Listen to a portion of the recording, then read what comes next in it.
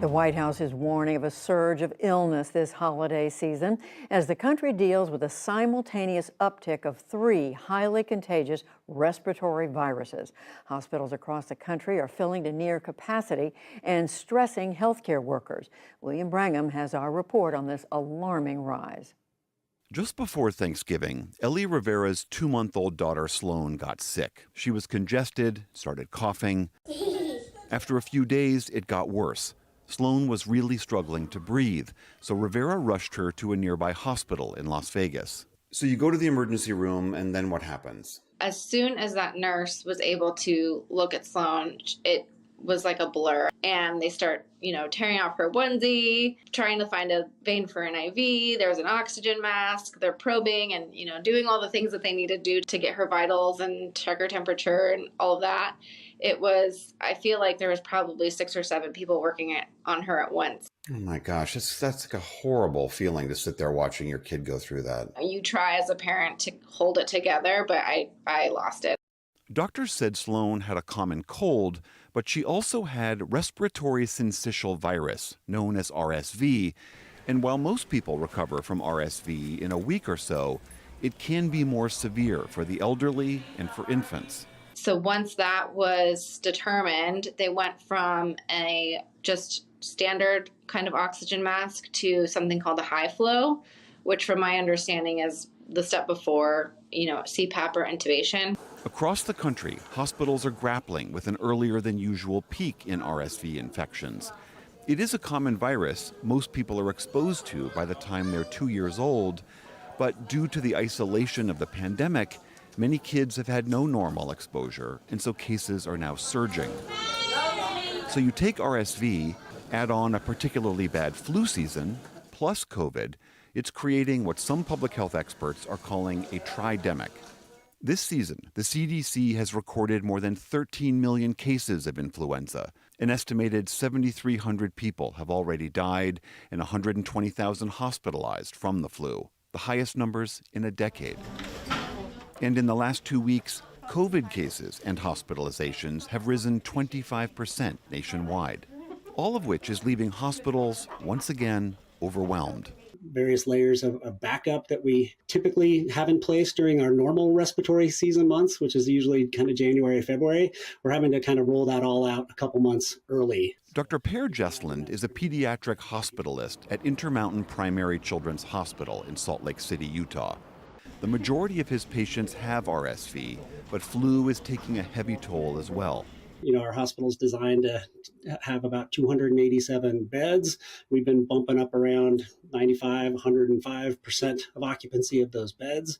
That means that at times we have to double bunk patients. So we create beds out of nowhere. We take one smallish room, put a curtain in the middle, roll in some portable monitors, and next thing you know, you've got 2 beds. Right now, nearly 80% of hospital beds across the U.S. are occupied. So to ease the flow of new patients, some areas are urging people to mask back up. In New York, the city's health commissioner has advised mask wearing in all indoor and crowded settings.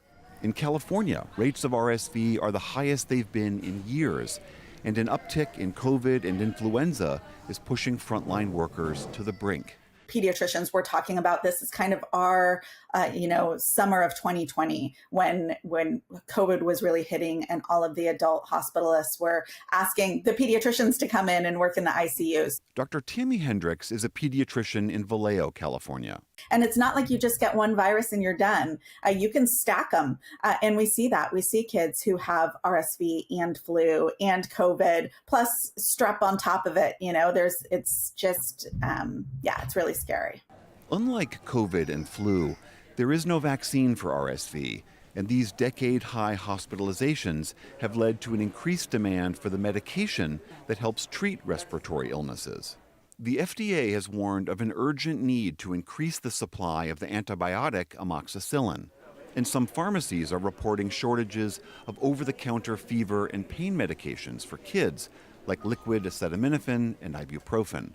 Sally Chia owns a pharmacy in Las Vegas. We are getting patients who are calling in or looking for flu medication, which is not available. For Rivera, a mother of 3, it is a lot to manage.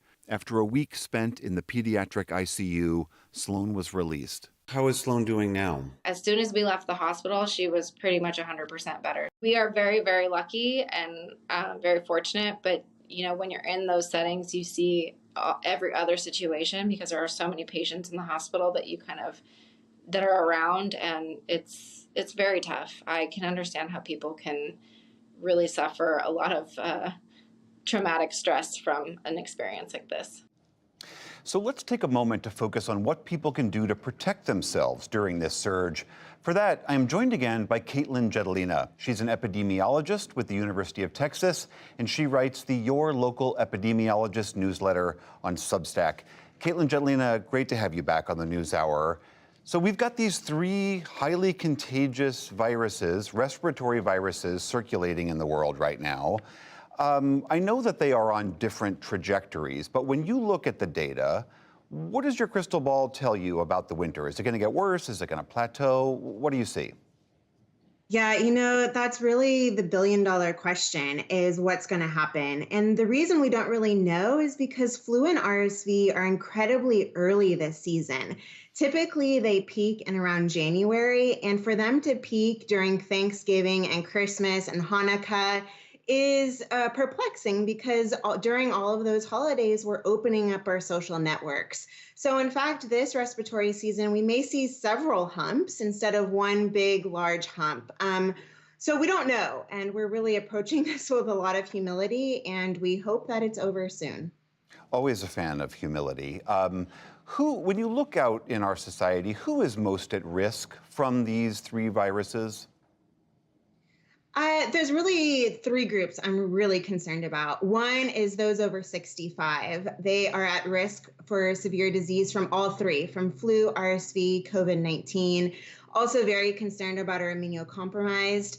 I'm also very concerned about those under 5. RSV is incredibly dangerous for them. Flu can be, as well as COVID-19 can be as well. And so all 3 of those groups really need to take extra precautions. And not only them, but the people around those groups have to do that as well. Tell me a little bit more about those precautions. What should people be doing to best protect themselves?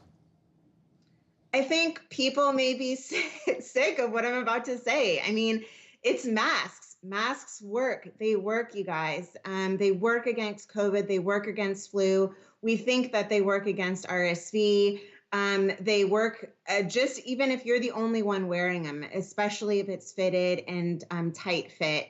The next on the line is antigen testing. We got great news today that the USPS program is offering free antigen tests again. And so highly recommend doing that a few days and the morning of an event. And I think one of the most important things is, filtration and ventilation, but stay home if you're sick. I know it's not fun during the holidays. It's super lonely, but it's honestly the best thing that you can do for your family as well as your community so these hospitalization numbers go down. What about the issue of vaccines? We know there's not one for RSV, but there is a very good flu shot out there. And the COVID bivalent booster that is out there, we've just recently got some data about how effective that is. So if someone comes to you and says, should I get the flu shot? Should I get that bivalent booster? Should I do both? What do you counsel people? I say yes. The best time to have gotten the best time to have gotten those is about 2 or 3 weeks ago, but today is the second best time. The flu vaccine, we're getting great data from the Southern Hemisphere that it's actually a good match this year. We're super happy about it. And like you said, we're getting real world data almost in real time about our fall boosters. And I really couldn't be any happier about the data we're seeing. The fall boosters increase our protection against infection and hospitalization. They broaden our protection, so our antibodies are more able to see different parts of the virus because Omicron is changing.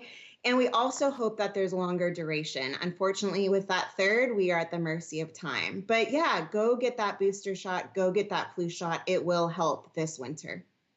All right, Caitlin Jetelina, Your Local Epidemiologist. It's a great newsletter. I recommend everyone read it. Thank you so much for being here again. Good to see you. Thank Thanks for having me.